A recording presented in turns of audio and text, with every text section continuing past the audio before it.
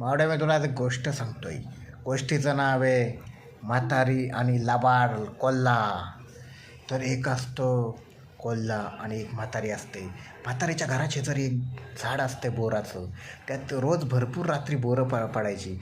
म्हातारी सकाळी उठून बोरं वेचायची, एक टोपला भरून बोरं विकायची. एक दिवशी म्हातारी बघते तर एकही बोर नाही झाडाखाली.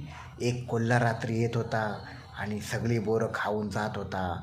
म्हातारीला वाटलं, काय झालं, हे कोण पळवतंय बोरं?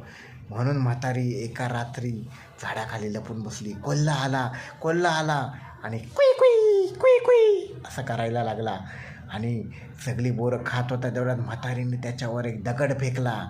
तसा कोल्हा कसा करायला लागला, आणि रडत रडत कोल्हा जंगलाकडे धावत सुटला.